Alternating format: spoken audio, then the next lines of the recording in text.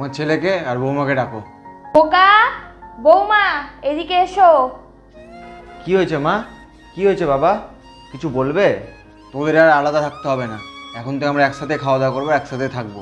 প্রীতি, আমি তোমাকে বলেছিলাম না আর মা বাবা খুব ভালো, দেখলে আমাদেরকে আবার এক করে নিল। মা বাবা, তোমাদেরকে ছাড়া মনটা বড্ড খারাপ লাগছিল, এখন সবাই এক হয়ে গেছি, আমি খুব খুশি। বৌমা, কালকে তোমার মাসি শাশুড়ি, তার ছেলে মেয়ে, ছেলের বউ, জামাই, নাতনি সবাই মিলে আমাদের বাড়িতে আসছে। কালকে সকাল সকাল উঠে রান্না বান্নাগুলো সেরে ফেলবা। মা, এবার বুঝেছি আমাদেরকে আলাদা করে আবার একসাথে রান্না করার কথা কেন বললেন। যখন আমাকে আপনাদের প্রয়োজন ছিল না, তখন আপনারা আমাদেরকে আলাদা করে দিলেন। আর এখন যখন কালকে লোকজন আসবে, আপনি একা হাতে সব কিছু রান্নাবান্না করতে পারবেন না। এখন যে কাজের মানুষের প্রয়োজন, সেই জন্য এখন একসঙ্গে রান্না করতে বলছেন।